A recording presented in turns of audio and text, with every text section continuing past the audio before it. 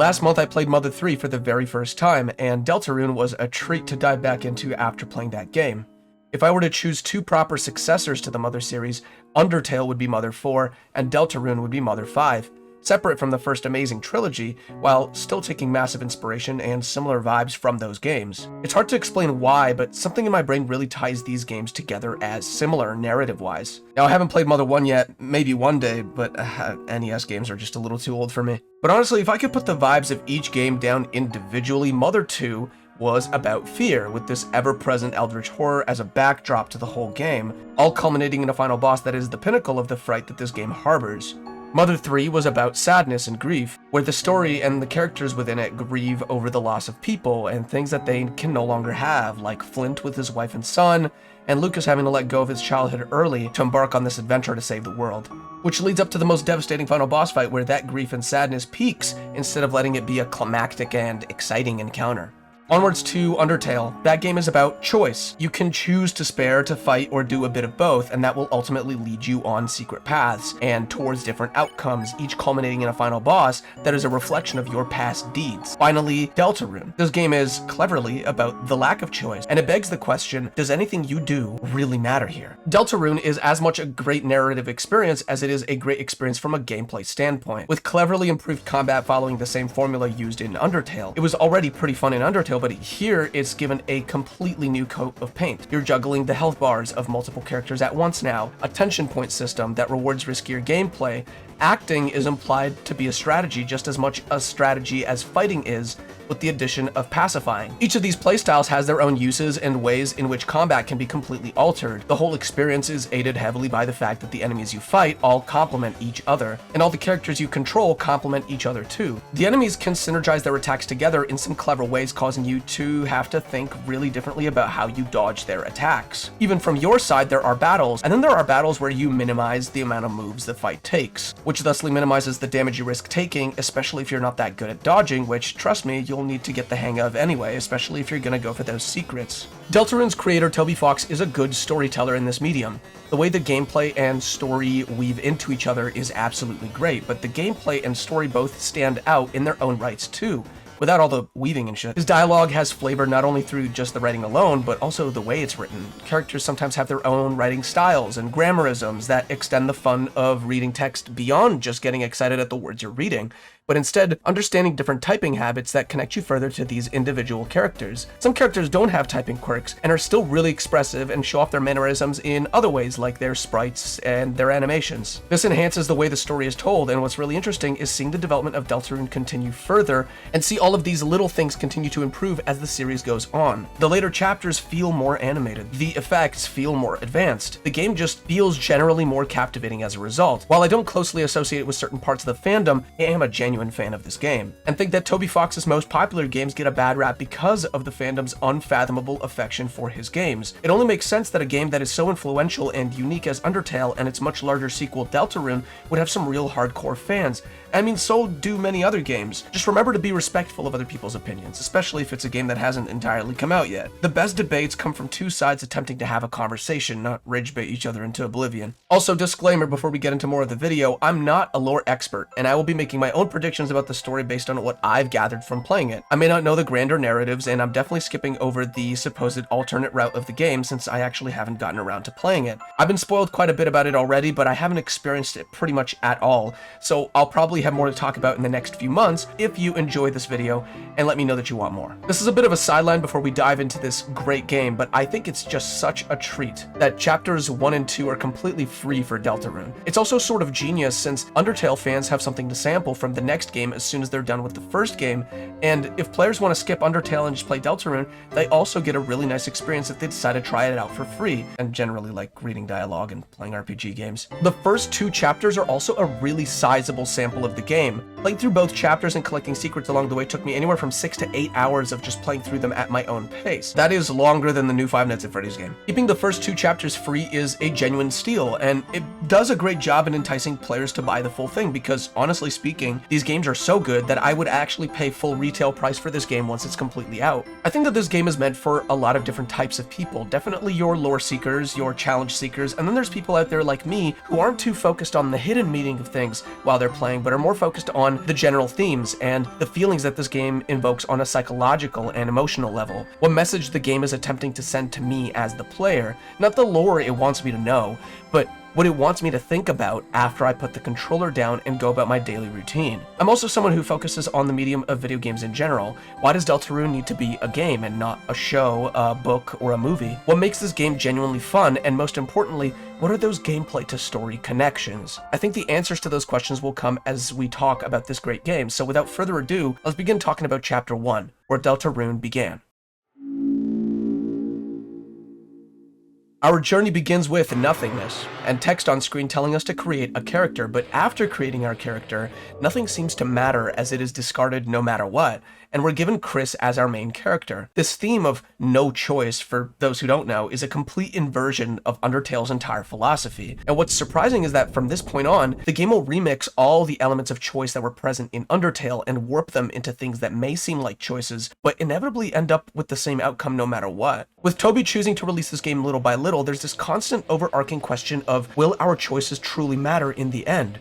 Or are we naive for grasping at that idea? That means that this game is basically putting us in a chokehold right from the get-go, teasing us with this idea that maybe we will be given the choice if we earn it, if we continued trying to deviate from the main course of events. The chapter structure puts us in our place, reinforcing the belief that no matter if we deviate or not, we'll at least always end up where we're supposed to end up. But even so, I'm still wondering if there'll be some sort of narrative arc where our main characters get stronger and eventually break from the bonds that keep them on their linear path. To this day, 7 years later, we still don't have an answer. And it's incredible that drip feeding these chapters introduces a layer of hope for our characters rather than frustration that we don't get the whole package in one sitting. In this chapter, we're introduced to the core group we'll be playing with for at least half the game now. I mean, who knows what future chapters have in store. Each character instantly sets themselves up as an archetype of sorts. Ralsei is the positive force in the group, mellow, always looking at the bright side, the good of the group. He heals, he's incredibly nice to everyone and everything, even those who are interested in nothing but killing him and his friends. Susie is introduced immediately as a negative force in the group. She breaks off and joins the bad guys because they're simply cooler. She's physically unable to act, requiring Ralsei to put her to sleep so she prevents attacking anyone. She doesn't listen to any of your commands. She's rude, sarcastic, antagonistic, and she's a bad influence. She's the bad of the group. Now here's where things get really interesting though. The character you play as will always be Chris, or has been Chris thus far, and Chris is the catalyst of the group. Chris may be an extension of you, the player, but they are as much a character of their own. Chris, down to their sprite, can be both feminine, masculine, or neither depending on how you see them. Chris is also never explicitly referred to as he or she. This adds to the ambiguousness, but also creates this layer of inclusivity that I otherwise wouldn't really care about if it weren't a really wholesome detail to add into a game, especially since it works so well with the narrative at hand. And it's just one of those details that you can pick up on if you pay attention to it. Chris is meant to be as ambiguous as possible of a character, since you could either side with Ralsei and act your way through combat, or you could side with Susie and fight your way through combat. Whether this matters or not is still unclear, but I feel like it genuinely doesn't matter, since later on these characters, while they are currently somewhat simple archetypes, become incredibly complex as you get to know them in later chapters. My favorite character in this chapter, definitely this dude.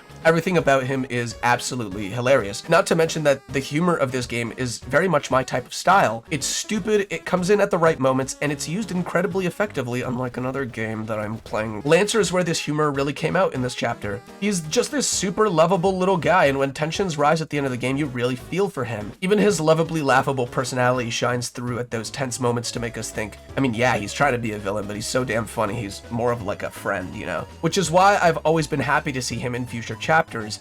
Even on the third playthrough of Chapter 1, he's still a great source of comic relief. Granted, I gave myself enough time between each playthrough to essentially forget about the whole game all over again. His kind villainy is used to set up a really pivotal part of this chapter, where you find out that we have to go through his father to get to the fountain, and his father does not want to listen to us at all. You genuinely feel bad for him when this conflict rises, because he's forced to choose between us, the first good friends he's ever made, and his own father, his own family. Because of this, I truly believed that acting would be the best choice with King. The most interesting thing to take away from this was, in Undertale, I found myself acting since I just felt like being nice to everyone. But sometimes when I couldn't help it, or when I didn't think my acting was working, I'd fight since I'd think it was impossible to act to win certain fights. In Deltarune, however, I was so deeply moved by and invested in the story that I knew I had to try acting, even though all the signs pointed towards it being a futile attempt. Looking back at Undertale, there were so many secrets under the hood, secret messages, encounters, paths you could take, lore to find. So when I found out about 6 years ago about the whole Jevil fight in the first chapter, I was pleasantly surprised. To get to Jevil, you need to do a whole side quest and really get invested in the world. As someone who played this game thoroughly this month and tried to take in every line of dialogue, the solution to this puzzle was simple. Find the 3 key pieces and then unlock that door. But I definitely understand why it would be easy to miss the entrance to Jevil's room. It was really satisfying reaching this boss, and even more satisfying to attempt to beat it. I remember my first attempt at it took a really long time way back when I tried this boss for the first time, but coming back to it now, I remembered how difficult a lot of the attacks are, and I prepared myself for it a lot better. This time it took me maybe 3 tries before I beat him, which I mean is great news considering that I have a couple more secret bosses to attempt after this point. Not really sure what Jevil is or what he means for the greater story. I'm sure there's some details around him being a court jester, and later on there's some information regarding him and Sham, that's Sean with an M, the shopkeeper. But I'm here to discuss the things that are clearly on display in a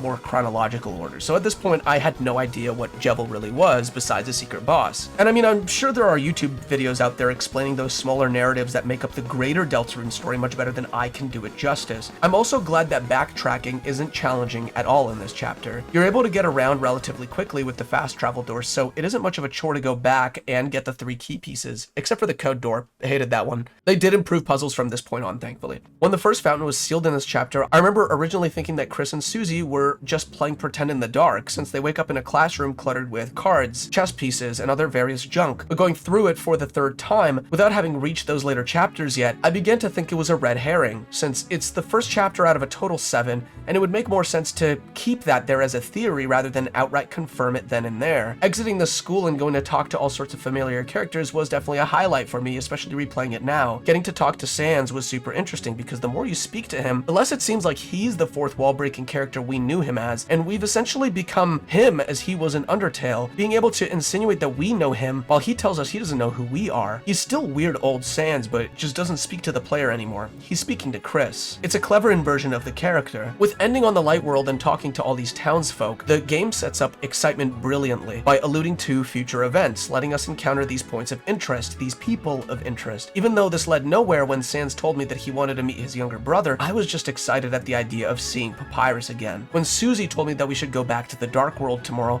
I was excited to come back and have another adventure in that world once again. When all the chapters are out, I'll definitely replay the game from the beginning and be able to put everything into perspective, really be able to see the evolution of the core game formulas and the improving visuals. I really do wonder if Toby will stick to his guns and not change a single thing about earlier chapters, or if he will return to the older ones and touch them up, or make them fit in some places more thematically like other games have done. I think honestly the people would bring out the pitchforks if that happened. But me personally, I'm okay with developers going back and touching up old parts of their games. I think that sometimes it can be for the better. For the people who have not tried this game yet, your enjoyment of it will depend wholly on whether you are willing to live in this world, interact with its characters and secrets, and whether you've enjoyed Undertale before this game or not. And the last one really matters since a lot of characters return from Undertale, which provided me with that much needed comfort going into this game since it is incredibly different from Undertale in almost every way. It's like what Majora's Mask is to Ocarina of Time, something completely different with the same characters we all grew to love becoming completely different but still just as lovable. Everything we knew in the previous world has been molded and inverted into something completely new. Overall, this chapter marked a new beginning, one full of questions, full of hope, and full of anticipation. It marked the beginning of what is now much more than 7 years of development, and only half of it is done now. Waiting for the new chapter's release took so long that I forgot about the game entirely, but one day, there it was, 3 years later. When Chapter 2 was released, it was a great day for those who were waiting patiently for this world to expand in front of our eyes once again. We were curious as to where the series would be taken, what secrets we would find, what problems our core 3 would face, and what greater evil awaits us at the second fountain.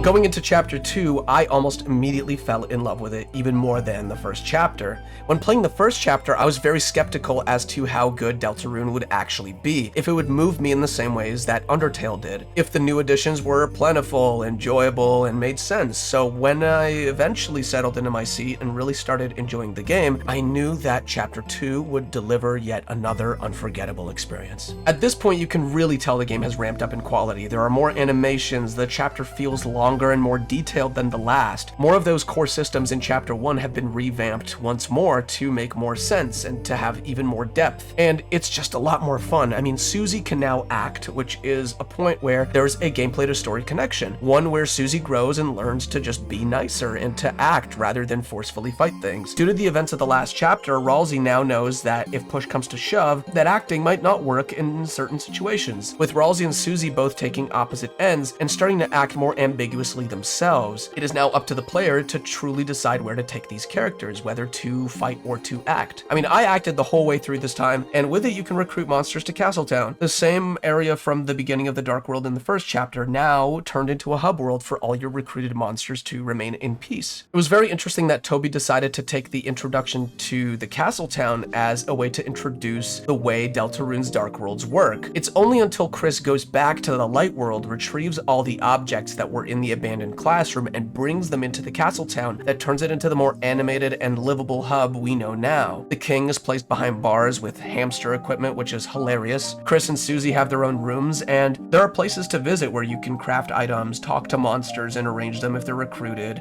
a dojo where you can participate in fighting challenges, and other points of interest strewn about. Entering the door to the right of the Castletown is impossible since we got rid of that dark fountain in the last chapter, thus removing the Dark World from existence. Revisiting this chapter gave me a lot of hope for future chapters continuing to improve these various systems that make up this game. The game grows alongside us as the player and becomes something much bigger as it goes on. At the same time, we're growing closer and expanding our knowledge of this world and its plot lines, locations, and most importantly, its science, literally the how of everything. Queen is an outstanding villain since she's the main source of comic relief throughout the game. She's funny, unpredictably so, and she's this type of friendly rival that makes her seem more like a frenemy rather than a full-on adversary. Her text being capitalized at every word and using abbreviations when talking to people. Her sprites show off the chapter's improved visual style and quirky sense of humor, like when her visor literally says lying when she's lying, as opposed to King, who is more of a threat, something the chapter builds up to. Queen is present throughout and becomes a prominent part of the story too. She gets closer and grows upon us as she keeps on throwing explosive glasses of acid, as she avoids Birdley and constantly searches for Noelle. When we inevitably reach the dumpster at which we fight Spamton, that's when the game takes a real weird turn. Spamton was a great secondary threat, one that ends up becoming this chapter's secret boss. Spamton's glitchy demeanor and the music that plays when you visit him in the trash dump is very eerie, and the first time this game became creepy for me. And if you know me, you know I love it when games get really creepy. It was a part of the game that really stood out to me. Having to put him together again in a new vessel and fighting him was also really fun, but a lot of it was really quiet and isolating too. Throughout this chapter, we actually get 2 new characters from the Light World joining us, and I say that lightly as Noelle gets captured and breaks off from Chris often, while Birdley is just your average Redditor dude, joining the Queen's side and finding a woman to latch onto at any moment. Birdley is hilarious, and his know-it-all demeanor added to this chapter's entire vibe. What with the Queen already being hilarious, now we got this dude here wiping the floor with himself at every line of dialogue. I love it how with some of the characters you can really imagine how they speak. The dialogue just jumps out at you a lot of the time and makes you think about how they'd actually sound. I would read dialogue with a certain vocal tinge in mind, a certain stereotype in mind for some of these characters. Birdley and Noelle believe that this is all a dream, which gives way to some really interesting character development as Birdley shows off his real shell while still absolutely being himself, and we get a deeper look into Noelle's feelings for Susie and even vice versa. This chapter also puts Noelle's dad into perspective, making you feel more for her as he's ill in the hospital. This part of the game seems to delve much deeper into the characters of Birdley, Noelle, and even Chris, while to further get used to Noelle's abilities and her character, Susie and Ralsei go off on their own for a while. Originally, this made me think that we'd be seeing all sorts of light world characters appear in the dark world and be prominent parts of the story. I would be proven wrong, but not entirely wrong. Having your party change throughout the chapter highlights a key point to the game, and it's that the vibes of the game, the emotions you feel, are heavily influenced by the people that follow you in your party. If Chris is alone, the game genuinely starts to look daunting and creepy, while with friends, everything seems kind of fun. When in the secret basement of the mansion, you venture there by yourself, and the dark world becomes genuinely terrifying without your friends following right behind you. And as soon as they show up, you're ready to fight the secret boss of the chapter. I mean, I'm not sure how deeply Toby thought this through, since you could technically say that in chapter 1, that secret boss was kind of creepy too, and you get to enter its area with all of your party. But I feel that personally, the vibes hit harder when I was all alone. It's still crazy how mixing and matching your party members in this game has a huge impact, not only on combat and team composition, but also the way that the world feels. In Earthbound, your party members came and went, causing you to have to change your combat style a little bit to make up for the lack of that character. In Mother 3, I thought it was an amazing shakeup to see some party members come and go, only to never return as controllable characters again at times. This made combat special and something where I was less worried about leveling up and more so invested in how to make my party work as it is right now. I genuinely think Deltarune took this a step further, where since your story revolves around your party of characters, they're all able to bring their own emotions and feelings to the table, which only enhance the combat and create those story to gameplay bridges that I love to see in video games. In this chapter, Noelle changes the game in a crazy way with an alternate path, but unfortunately I didn't have time to replay the whole game and try that path out. However, if you liked this rundown, I can talk about my specific feelings about that alternate route in my next month's video. This chapter not only improved combat by highlighting the emotions the characters are able to bring individually to the table, this chapter also made me realize that enemy attacks are incredibly clever and synergize with each other in some really genius ways, like the syringe enemies and the virus enemies eradicating each other. Why does it matter if they synergize though? I mean, it's very simple. Getting rid of enemies in any way you're comfortable with now comes with an extra layer of strategy. What enemy do I take out or spare first? Which enemies, if they were to stay in the fight, would be the hardest or easiest to deal with, just so I can survive the fight or make it go by much quicker? These are things that I'm starting to think about now, and I love how this game challenges me to think about these so tactically. Before capping things off for this chapter, I really think it's a step up from the last. It improves a lot from chapter 1 and introduces a whole lot of new. When making an RPG, it's easy to get the player into a loop of sorts. Take a look at Zelda, where the loop used to be explore, find a new area, get a quest that opens up the dungeon, do the dungeon, get an item, beat the dungeon boss while potentially using the item, and then rinse and repeat. Deltarune takes chapters, something that really reinforce a loop, and takes that predictability away from them. And that's what made me really excited for chapter 3, knowing that I couldn't fathom what different challenges I would need to overcome. And when I inevitably tried chapter 3, almost a whole 4 years later, that was when I got surprised for the third time in a row.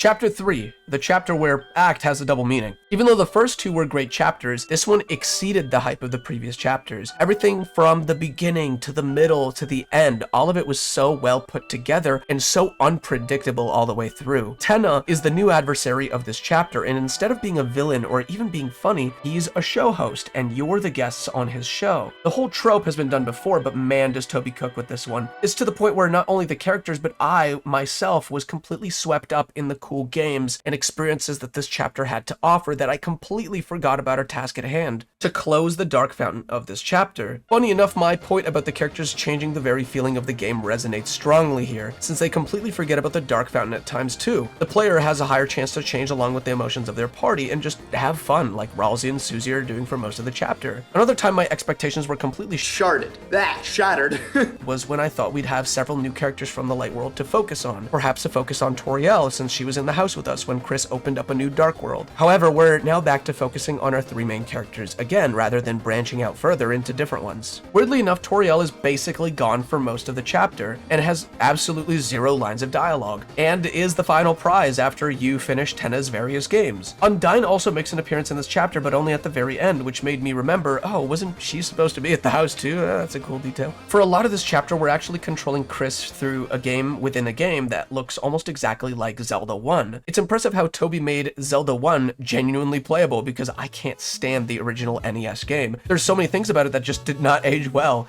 but here it is. It truly shines, and it's super inventive, and you can move diagonally. My favorite part was when Susie changed around the controls and you had her powers, but she was player 1 and could control where to go, which again ties into the whole thing of us not really having a choice in the matter, or any matter at all. You aren't given a sword when you play through the game normally, but if you were as curious as I to find the secrets of this chapter, and I think my curiosity really plateaued here, I found that going north enough will make Tenna panic and put you back at the bottom of the map again. So when I try to go back up again, I saw these barriers placed and thought I might have stumbled onto something. For every time that you play a minigame on the show or fight a monster in the Zelda-like game, you get a rank for how well you did, and if you get an S rank overall, you can access the S rank hallway in the break room. I mean, listen to this.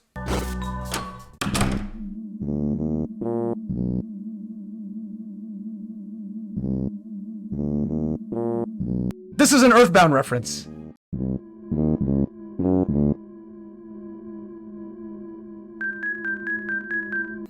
This is...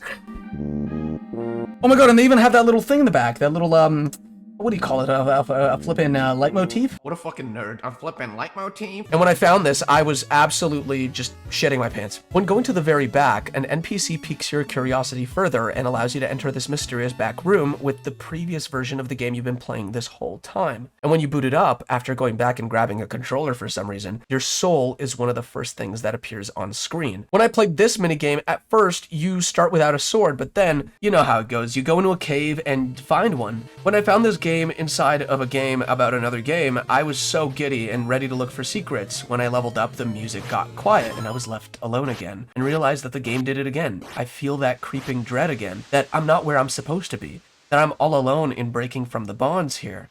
It's crazy how you as the player are capable of going off the intended course of events, but no matter what, you'll always get pulled back into the normal path after the chapter is over. At least with this route of the game, I found a secret hole where Tenna was talking to himself, wondering if Chris even likes any of it being his entire program, and doubting his abilities to entertain Chris anymore. I could have missed that, but again, my curiosity brought me to that. If you're not inherently curious about this game, you'll probably just think it's some pixel art RPG, but if you take your time, let your curiosity take you to places that you otherwise wouldn't go to if you were breezing through the game, you'll be incredibly satisfied every step of the way. That curiosity brought me to a message that said, the key is forgotten, and a locked door that when approached tells you, aren't you forgetting something? And that's when I realized I was supposed to get an S rank earlier before coming here. So I had to reload the chapter from the beginning to experience it the way that I wanted to. I'm glad that I was given that freedom, but I was a bit upset that I wasn't given any foresight on how important S ranks were. In fact, I'm pretty sure an NPC tells you, just play how you want to play, and that it's not serious, which made me think that S ranks are just for people that want to 100% the game. So now I have to go back and redo the first part, since I only had my most recent save to work with. The secrets are, to a certain extent, missable in this chapter, and that could be a bit frustrating. The thing is I was so intensely focused on solving these secrets that I didn't mind skipping through the text and doing things all over again from the beginning. In the end, when I found the secrets I wanted to find, I didn't mind at all about the fact that I had to reset an hour or two's worth of content just to find them. That's how fun this game is. The final showdown with Tenna is incredibly fun, and also really challenging. I mean, I love how it's a big rip on WarioWare, since I didn't even know how much I missed that microgame flow that it did so well. Toby Fox takes all these beloved games that some of us played when we were younger and injects them effortlessly into his work. Even in Chapter 2, when we had to play Punch-Out with Queen, it's just nuts what he and his team were capable of putting together thus far. After beating Tenna for the final time, I thought that was legitimately it, and we'd close the Dark Fountain and go to the next chapter, but no, this game just keeps throwing curveballs. Right after what I thought would be the final fight, Tenna gives us Toriel and paves the way towards the Dark Fountain. But as he's finishing up, something strikes at him and instantly kills him. I was shocked that they'd kill him off right there, just as we were all starting to become friends, and then it showed up.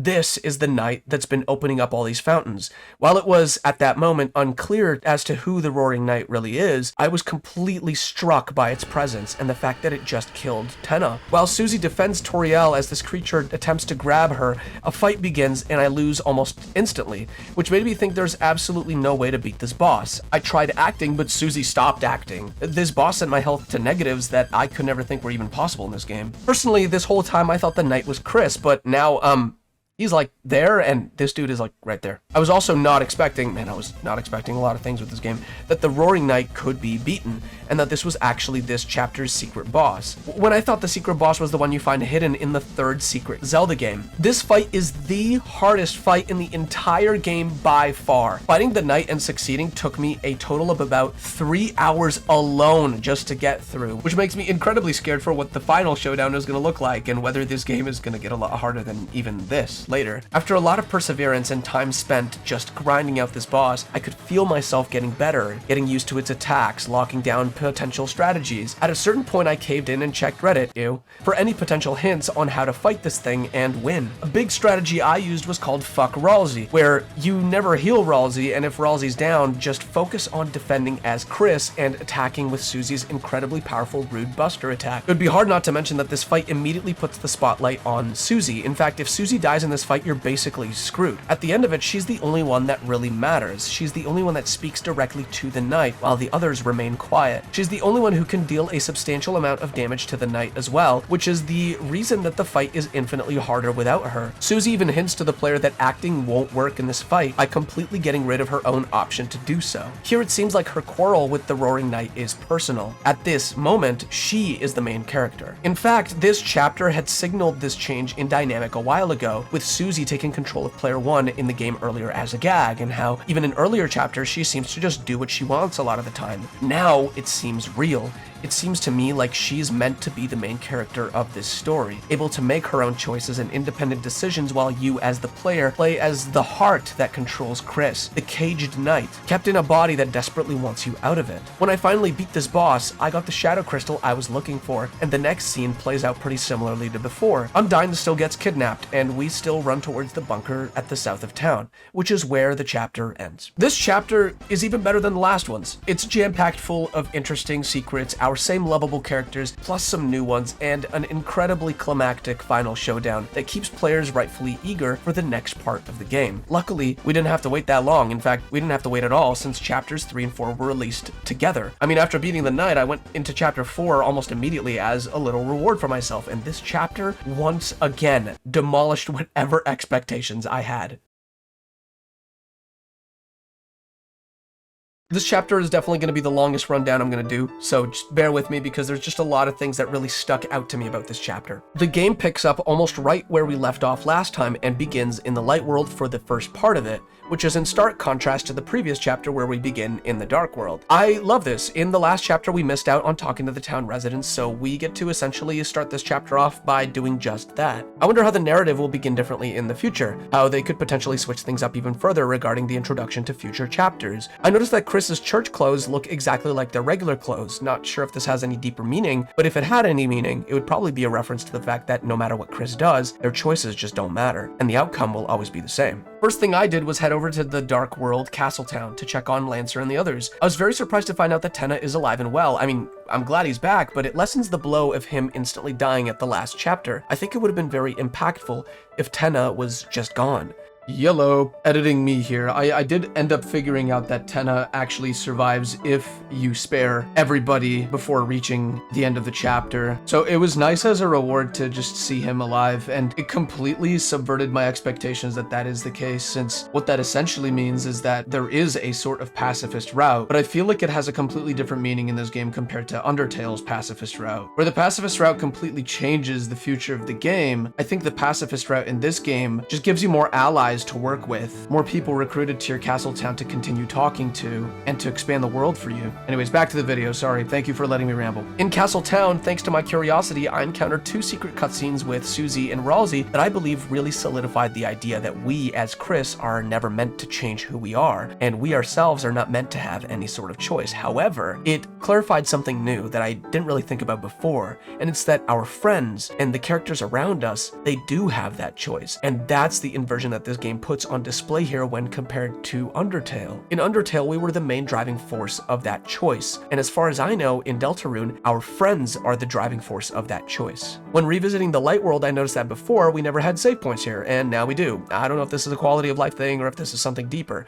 Does this signal the instability of the light and dark worlds? Oh. Later on, at Noelle's house, in search of a code that leads them towards opening the bunker that's at the south of town, Chris goes rogue at a completely terrible moment, and I mean, I love this trope. It's been used before in other media, and it causes this great amount of tension. But another thing about this trope is that even if they're really close to doing some really bad stuff, really close to our main characters, something always has to get in the way, or the main characters are somehow, don't know how, always just oblivious to what's going on. Chris throws us into a gift box, and by us, I mean Soul, which I think is us. This made me think more about how Chris is a vessel for us to control. Getting around as the heart and eavesdropping on Chris as the mysterious voice on the phone speaks to them was definitely a highlight. At one point, Chris caught me and put me back in the gift box, which was fucking insane. Can't believe I love playing as Chris, but here they are, locking me up and trying to get rid of me. There's this section in a closet where you have to avoid getting caught by Chris, or else you get sent back to the beginning of the little obstacle course. While it was happening, there was a whole dialogue happening between Noelle and Susie, and it was really hard to focus on both things at once. While I think it's a clever way to move dialogue forward, while I'm distracted by gameplay and having to actively read at the same time, it's really easy for me to miss content that I so do not want to miss. After this whole situation happens, we eventually come face to face with a character we have not seen before, but we've heard plenty about. Meet Carol, the supposed mayor of the town you reside in, and Noelle's mom. Now, when I took a good look at her, I realized immediately she has to be the Roaring Knight. The antlers look suspiciously like the ones the Roaring Knight has. She's an eerie figure and comes in soon after the person on Chris's phone goes, "I'll be right there."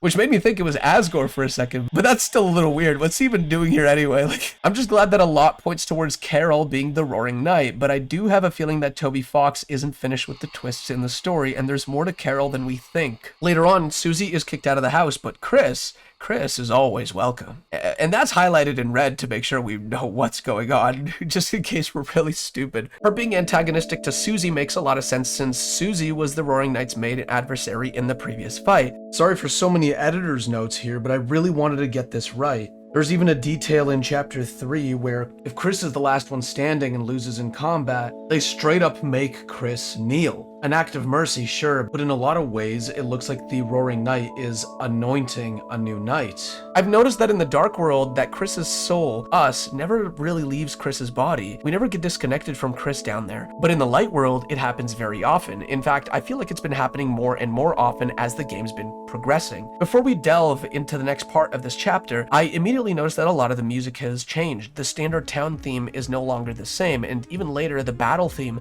has completely changed too. I think this was a deliberate choice to mark the beginning of the second half of this entire game. Still can't believe that after 7 years we're only halfway through, but I mean, hey, listen, the guy's gotta cook. Toby could have changed the battle theme in chapter 3 since these 2 chapters were released together, but I feel like he intentionally held it back to chapter 4 to mark the middle of the game, where the stakes are finally realized, where the story begins to truly reach its climax. It also indicates the feeling of moving on, leaving the past behind. Only a couple days later in the game, but each chapter is a monumental achievement for these seemingly regular town residents that we play as. When entering the church again, only to go back to the Dark World for another time, I was really excited about how they would invert the whole church theme. Interestingly, instead of stained glass windows with sun spilling through, visions of gold and holiness and light, we have silence, abandonment, and darkness. With the church in the Light World, no one seems to really think too deeply about the religion itself, but are more keen on bringing everyone together and spending time with one another. In the Dark World, you get tableaus of the prophecy on full display, and as we come to know later, this prophecy might cause a rift between our characters, which again is the opposite effect the church had on its various attendees. Later on, we meet Gerson Boom, the old man, but I knew immediately who this was when I looked at him. I was a bit surprised as to how Gerson was even here in the first place, since he's looking pretty dead to me. He's a great character and I loved his whole demeanor. This also makes me believe that once Lightners die, they could still appear in the Dark World, which I'm pretty sure this chapter sort of confirms this. This entire part of the game is pretty dark. In fact, some parts are so dark that you have to use your footsteps to find your way around. These places were kind of eerie too, which I absolutely loved, especially when these red guys pop out and start chasing you. Moving on to more dark sections in the game, Jackenstein is probably one of the best bosses I've had to fight in this game to date. Super funny, again showing off the unique ways that dialogue can change the vibes of a character. Lots of grammatical errors with this one, and it's charming all the way through. The fight is also challenging in its own little way. Not only another lovable character to add to the roster, but also a cool switch up to how TP works in some fights in this chapter, and it all starts here. Typically, you earn TP through close calls with bullets, defending and attacking, but in this fight, you barely earn any TP organically, and your goal, if you act like I did, is to get little treasure balls in these small minigames, grab a key, and then escape, which at first seems fine, but then you start taking too long, and that's when the fight gets difficult. Like, you're trying to maximize your TP earned per attack phase, all the while this thing is picking up your tutu for you and giving it back to you kindly. Anyway, really fun fight. Probably one of the most fun fights thus far. Later on, you get the secret Gerson boss, where it's also a solo Susie fight against Gerson. Funny enough, there's a fight later on in the game that gave me more trouble than this one, but this one was still pretty hard and great nonetheless. We finally return to the Undyne fighting formula with the Green Heart. Loved the new changes introduced in this fight, such as perfect parries, which Sekiro shamelessly stole from this game 6 years ago, turtle shells that bounce around, and diagonal projectiles, meaning you've got 8 directions to worry about now. This fight also further pushes that theory of mine of Susie taking more of a main protagonist role than Chris. If you lose the fight, since there's a high chance you will, Gerson will just let Susie take her prize anyway. But Susie will literally hold herself back because she doesn't feel like she's earned it. Susie's choice to withhold the prize from herself is a great moment, since we as the player want her to just take it and get it over with, but we also sort of feel like we haven't really deserved it. So it's good that she restrains herself, because I wanted to earn the axe myself too. Also, what's weird is that I tried using heals during this fight and he took them away from me. Even more interesting, during this fight, Gerson begins talking about some book. A book I assume he made since he used to be an author. This book is yet another interpretation of the same prophecy we've been a part of this whole time, except some details are weird and aren't a completely accurate retelling of past events. So when he starts talking about future chapters, it's pretty hard to discern for certain if anything the book said was just coincidentally close to the prophecy, or if it was indeed meant to be a loose retelling of the events. He begins with recapping things we already did. In chapter 1, heroes defeat the king and stop the dragon, but there was no dragon as far as I know. Maybe the dragon is replacement for the Dark Fountain. Who knows for sure? All I know is that I think the reason I died so much in this fight was because of how deeply I was paying attention to what secret turtle boss was saying to me at this moment. When recapping chapter 2 of this book, he says heroes do battle in chariots to save the queen, which is like very far removed from what actually happened. Queen was the antagonist of the chapter, and we fought her in a punch-out style game head on in a huge robot fight. Chapter 3's recap went like, heroes travel among the islands and catch a glimpse of a lost land. While vague, this did in fact happen in the Zelda 1 section, where we traveled along islands to find that secret area with the locked door. Alternatively, this could be referring to that island that we had to travel via the Love Bridge, or whatever the fuck it was called, don't quite remember at the moment. By the end of chapter 4, the book prophesied that we're meant to get a terrible weapon, which I'm assuming is the weapon that we're trying to get right now. Is it really that significant? I thought I was just getting some cool axe for Susie to get her to do a bit more damage. Why the axe was described as terrible, only time can tell. Chapter 5 in the book is about some field of red and gold, a vast garden being charred in an inferno of jealousy. Wow, very poetic. This most likely predicts that Asgore might become a more prominent character in the next chapter, since he's all about flowers, and with what happens to Toriel at the end of this chapter, the jealousy thing might be a little less abstract than we think, but that's just speculation. Interestingly, after this point, he doesn't delve into chapter 6's contents, and instead goes, there was only one more chapter, and after that, it all stopped. The story got so grand that it swallowed up the author itself. Is this a self-insert, Toby? Do you need a little break, or is this turtle telling me that he couldn't finish his own book and I'm just reading a little too far into things? The story got so grand that it swallowed up the author itself. Did Gerson die before he could finish his story? Did his story kill him to write, literally? He then gets optimistic, saying the ones who could write the next, the youth.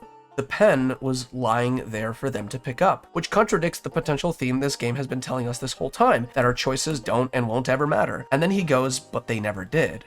And I'm like, oh, okay, yeah, I thought so. Gerson puts his belief in Susie, which again reinforces the main character energy emanating from her throughout this entire fight and the last chapter. He even asks Susie how she wants it to end, which once again reinforces my belief that anyone other than us or Chris does have a choice. Susie replies with, it's just better if stuff just goes on forever, right? When she said this, I felt weird. I found myself thinking the same thing. It would suck if Deltarune ended. A side tangent, having to wait so long for only half of this entire game's release has me going through years of my life without thinking about this game, but when this game returns to my life begging to be played or replayed, man, I just can't help but fall in love with the story, be moved by the characters, be immersed in this world. It's just a really well-crafted game, and it's crazy how much I'm just yapping about this entire chapter, and I'm like halfway done. I think this one is truly the best one. So much intrigue, so many expectations absolutely broken, and the narrative really takes a great turn here. I'd like to quickly say that this month I played the new Five Nights at Freddy's game, and narratively the game just didn't stick with me, since it did the opposite of what Deltarune did with its story. Oh, how am I supposed to tell David that his mother is gone? How am I supposed to raise a kid on my own? His life is ruined. My life is ruined. Oh, how am I supposed to tell David that his mother is gone? How am I supposed to raise a kid on my own?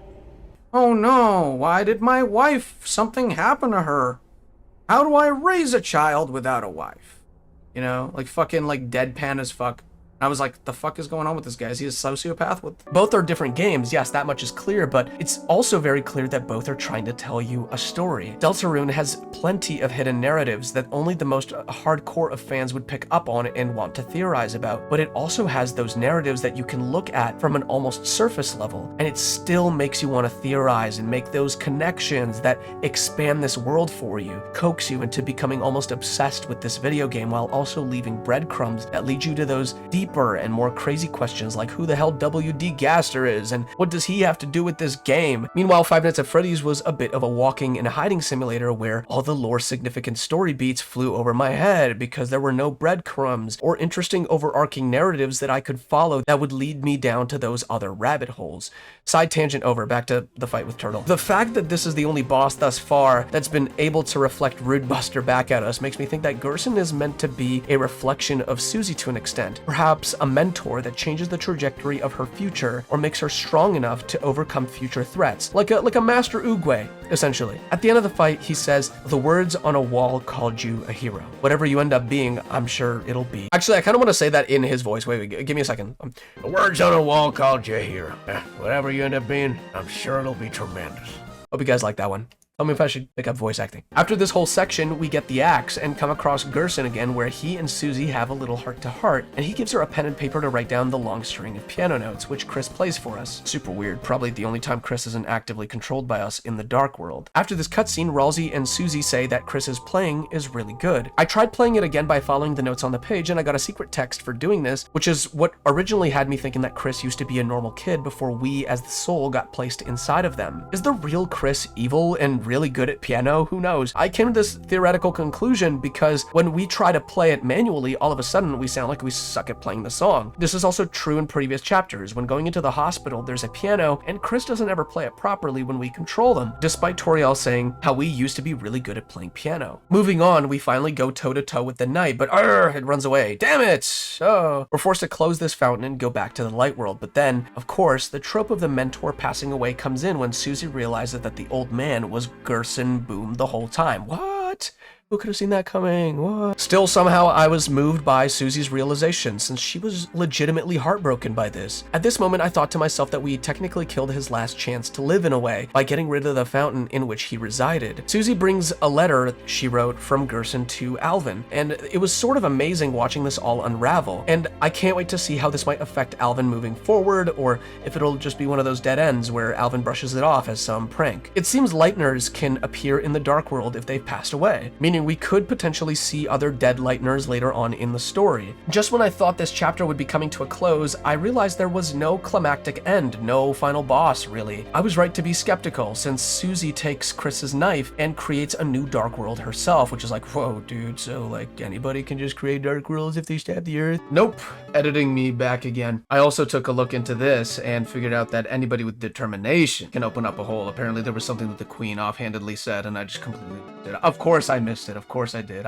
I can't pay attention to everything. I really want to, but I really cannot. Okay, back to the video. Why do her eyes turn red when she does it? The most interesting part of this chapter is what comes next. Susie recreated the Dark World, but this one is weird and warped. Things that were previously frozen solid, statues, are now alive, while things that used to be alive are now statues. Instead of creating the same Dark World, she created a whole new one in the same spot. We come across more tableaus. One reads the third hero, the prince, alone in the deepest dark. This refers to Ralsei, but it made me think about how Ralsei is definitely Azrael, but how? This tableau specifically made me think that Azrael is stuck in the Dark World somehow, and it's unclear how at the moment. The next one refers to Chris as the first hero, the cage with human soul and parts. This insinuates that maybe we are as much Chris as Chris is us. Our soul now makes up who Chris is, and without Chris, we can't do anything. The next prophecy reads, the second hero, the girl, with hope crossed on her hearts. I don't know, man, given major main character energy to me, just saying. A bit further on, the prophecy simply says love finds its way to the girl. Now this could mean two things. Either Susie and Noelle get their love arc that's been building throughout the game, or what I think is more interesting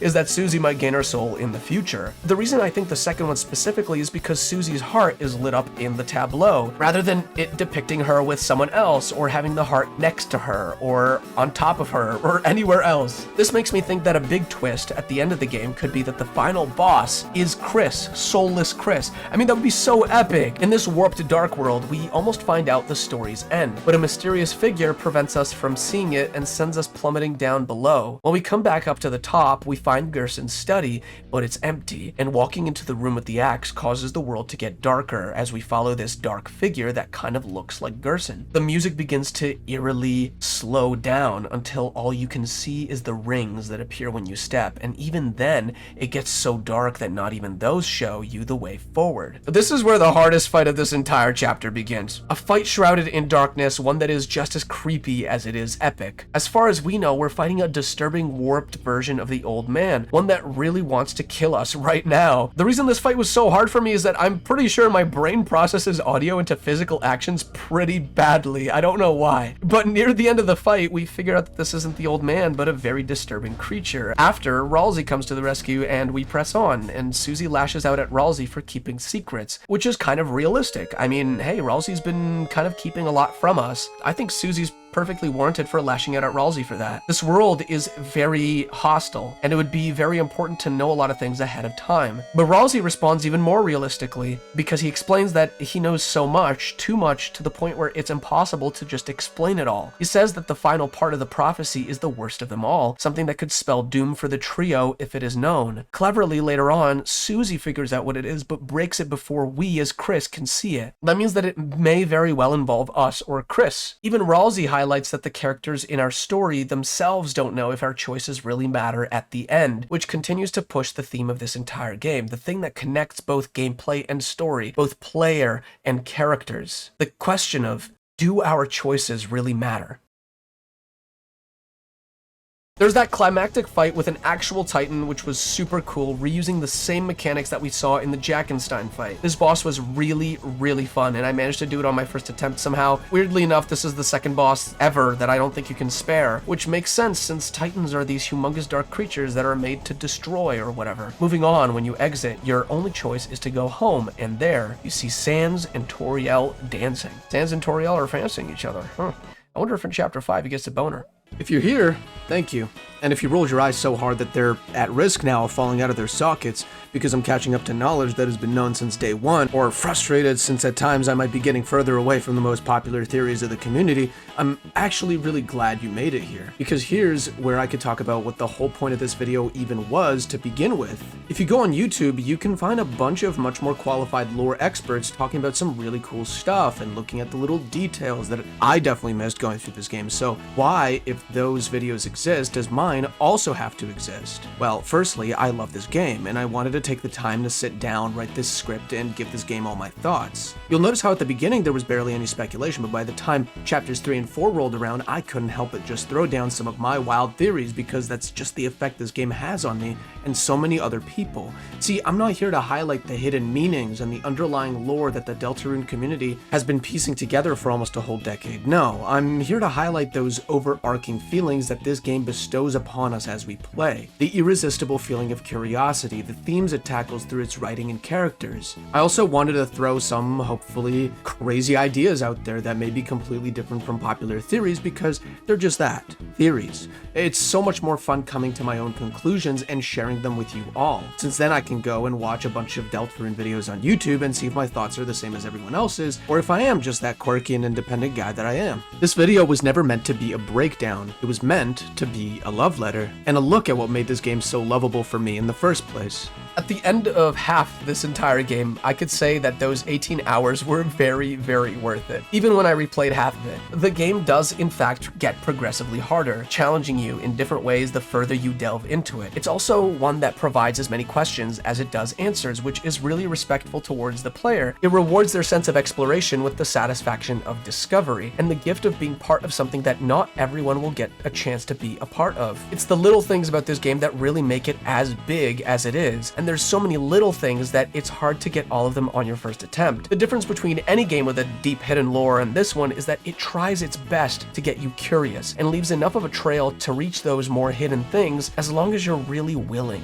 to live in this world and interact with anything that catches your eye. Deltarune is my pick for the best game of 2025, and while I have yet to get to Doom the Dark Ages or Clair Obscur or Death Stranding 2 or Kingdom Come Deliverance 2, it will always remain one of my favorite indie titles because of how it's so clever, how it takes what worked with Undertale and goes further with it, or even better, goes the exact opposite way and manages to be absolutely engaging on a narrative and gameplay standpoint all the way through anyway. Thank you, Toby Fox. I hope you can get a nice break from working on this game in about 5 to 6 more years, and I hope you, the viewer, enjoyed hearing my thoughts on this wonderful and unique video game. For my returning viewers, I apologize that this video took so long, and I had to split the games into separate videos. Usually my content is about what games I got to play each month, but I got sick again. I don't know if you can hear it, and this time it was pretty fucking bad. So I thought I'd make things a little more manageable for me while I recover by just splitting the videos and working on them on a more individual level. The next video is most likely going to be the new FNAF game, and while that sounds super exciting, there's a bunch of things that held it back for me personally, but you'll have to wait until that video is out to figure out what my opinions about that game really are. Until then, thank you for your valuable time and support. You know what to do if you're new around here, and I think I have to say the word subscribe to make the button seem more appealing. It's a mutually beneficial situation for both you and I if you press it. You get content you like in your recommendations from me, and I get a nice new person watching my every move. I also stream on YouTube pretty regularly, so if you wanted to come say hi, go do that there. Other than that, I'm off to go write the next video and catch up on other things like getting better. Thanks again, everybody. Take care, and don't forget to brush your teeth.